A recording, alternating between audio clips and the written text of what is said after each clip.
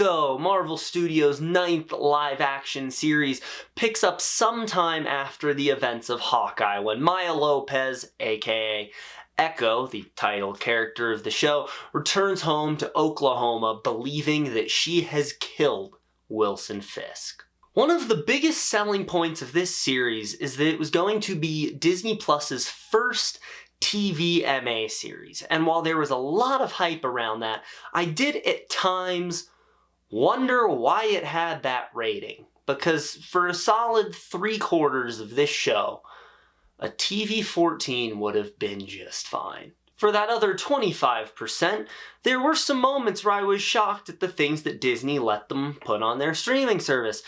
There are tits in this show. And while most of the show seemed tame, there were things that were largely improved by the fact that they could be more mature in the way that they were telling their story. One of those being the first thing we have to talk about. Let's just get the big man out of the way. Wilson Fisk is the villain of this series. And the biggest selling point of this show, and easily the most marketed part of this show, is that we would be seeing the return of Wilson Fisk properly. He was in Hawkeye very briefly, but a lot of people, including myself, thought that he was kind of mismanaged there and was not written at the level we all would have liked to see him written at. Not here. This is Kingpin as he was depicted in Daredevil, which is officially canon, by the way. Disney finally added all the Netflix shows to the official MCU timeline on Disney+, so there you go. The first thing that we saw in the trailer for Echo was Wilson Fisk beat a man within an inch of his life, and there was blood everywhere. There was blood all over his white suit. That's Kingpin throughout this entire show. They put that fear back into Kingpin. He is a character who doesn't even need to be there, but you hear his name and you immediately feel danger for every character involved. And Vincent D'Onofrio, of course, kills it, as always, as this character. He is the perfect casting for Kingpin, and he just continues to get better the more he plays this character. And I am glad that they're branching him out beyond just being a Daredevil villain. He's going to be in Born Again. He is most likely going to be in Spider-Man 4. Brad Winderbaum, one of the big producers at Marvel, said that they're setting him up to kind of be the Thanos of street-level MCU. That's perfect. That is everything I've ever wanted, actually. That's all I want out of the MCU these days. But surprisingly, the Wilson Fisk stuff was not actually my favorite aspect of the show like I thought it would be going in. And is this a not-so-subtle segue into talking about the actual main character of this show? Yup, Alaqua Cox is phenomenal as Maya Lopez. She only has 2 screen credits to her name. Hawkeye and Echo, that's it. She has not been in anything else. Yet she shows up in this show and is able to hold her own opposite Vincent D'Onofrio. And there are a lot of conversations between her and Vincent D'Onofrio. And remember, MCU Maya is completely nonverbal to match Alaqua Cox actually being nonverbal. Maya's not nonverbal in the comics, by the way. I learned that. That was a shocker to me. But it means that her entire performance has to be physical.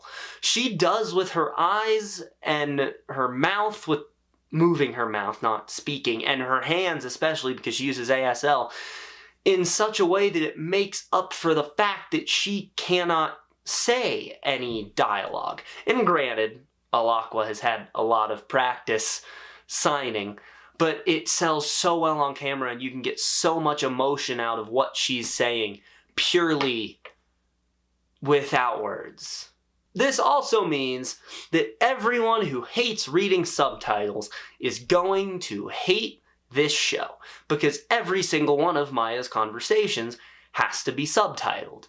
Now this was a challenge for me, not because I hate reading subtitles, but because I'm one of those people who glances at their phone a lot when they're watching something. I had to rewind the show multiple times because I forgot that there wasn't going to be any spoken dialogue in a certain scene, and so I would glance at my phone, look back up at the screen, and realize I was missing an entire conversation.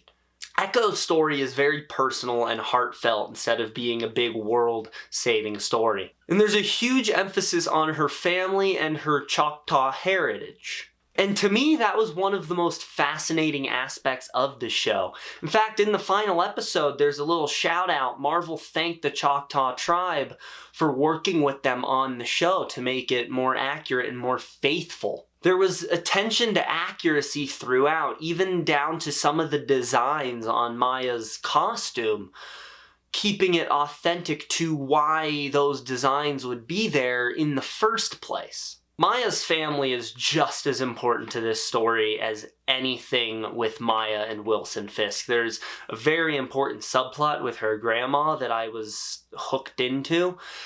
And there's a conversation Maya has with one of the members of her family. I won't spoil it at all. But there's something that is said during it, and that entire scene is just one of my favorite Marvel Disney Plus moments, period. But first and foremost, my favorite thing about the show is how personal this conflict is. There's not some bigger threat. There's no world-ending threat. We don't have to worry about Celestials popping out of the ocean in this one.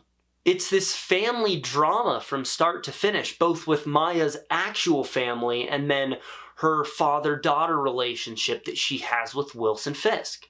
However, there is one more hero that I cannot finish this review without talking about. And if you have avoided all the marketing and want to go into this show knowing nothing, then I will give you a timestamp to skip ahead to. Because it's not a spoiler, but I know there's people who like to avoid marketing. However, this person is in the marketing of the show, so if you don't care or you already know who I'm talking about, stick around. Matthew fucking Murdock is in this show. And if I have one big issue with the way this show is marketed, it is that at some point Marvel stopped trying to market an Echo show and started marketing this as a continuation of Daredevil, leading a lot of people, including myself, to believe that there would be a lot of Daredevil in this. And I really think they overcooked him in the marketing. He is barely in this show. He is a cameo role at the most. His role is small, but when he shows up, it's great. And they do, at one point, do kind of an homage to the way the Netflix scenes were shot when he's there. But if you're going into this show expecting a lot of Daredevil, prepare to be disappointed. This is 100% Maya's show.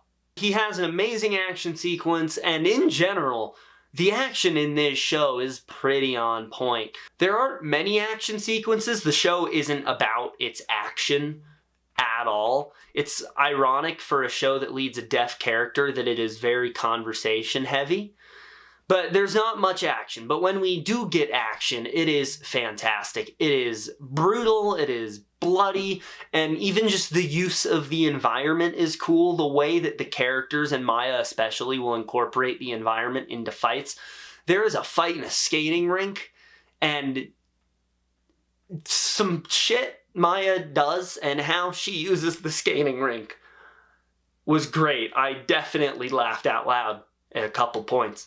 It's not perfect by any means. It's not the best Disney Plus Marvel series by any means, but it is a pretty good time. I think that once again there is a bit of a pacing issue.